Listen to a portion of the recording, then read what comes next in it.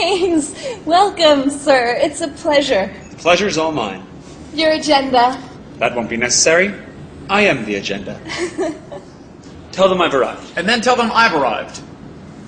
And your name is?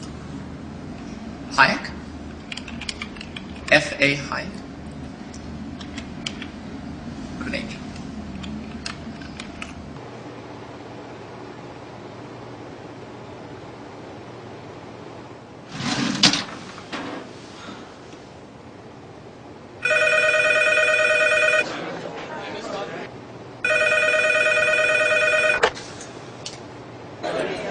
Freddie. Keynes. Hey, listen, party at the Fed. Already? 20 minutes. Lobby. John Maynard Keynes. F.A. Hayek. Yeah, we're opposed. We oppose each other philosophically. In the same studio. We've been going back and forth for a century.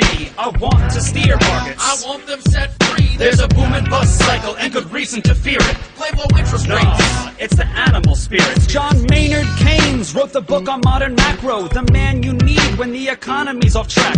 Depression, recession, now your question's in session. Have a seat and I'll school you in one simple lesson. Boom, 1929, the big crash. We didn't bounce back, economy's in the trash. Persistent unemployment, the result of sticky wages. Waiting for recovery? That's outrageous. I had a real plan, any fool can understand. The advice real simple, boost aggregate demand. C-I-G, altogether gets to Y. Keep that total growing, watch the economy fly. We've been going back and forth for a century. I want to steer markets. I want them set free. There's a boom and bust cycle and good reason to fear it. Play low interest rates. It's the animal spirit. You see, it's all about spending. Hear the register cha-ching.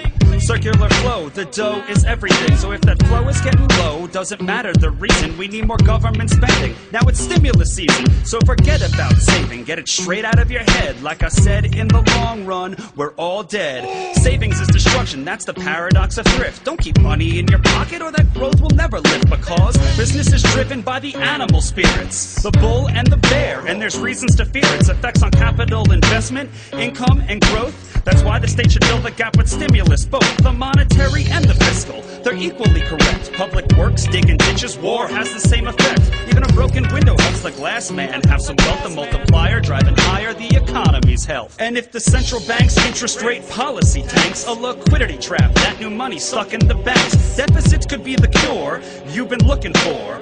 Let the spending soar now that you know the score.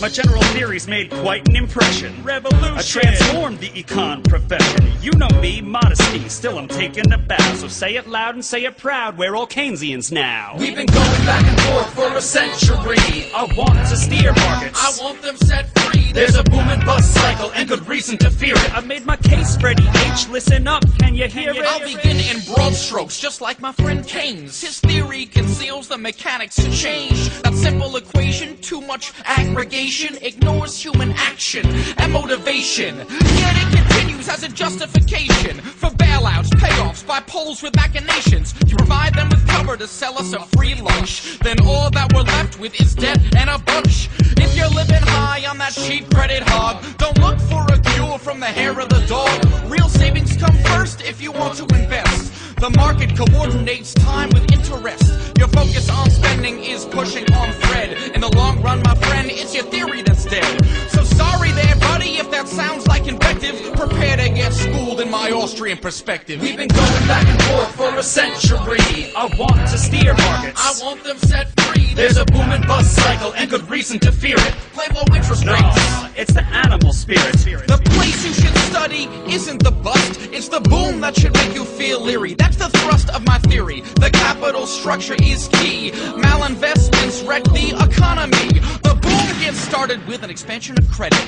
The Fed sets rates low. Are you starting to get it? That new money is confused for real loanable funds, but it's just inflation that's driving the ones who invest in new projects like housing construction. The boom plants the seeds for its future destruction. The savings aren't real, consumption's up too, and the grasping for resources reveals there's too few.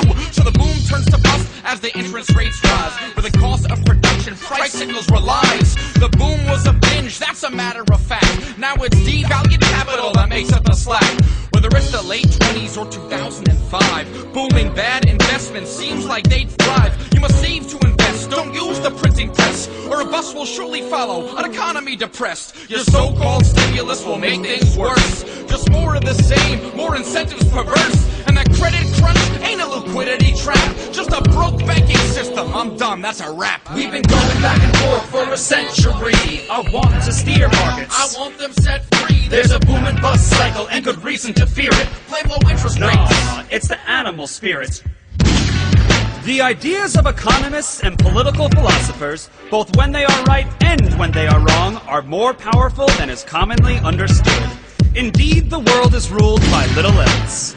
Practical men who believe themselves to be quite exempt from any intellectual influence are usually the slaves of some defunct economist. The curious task of economics is to demonstrate to men how little they really know about what they imagine they can design. They've been going back and forth for a century.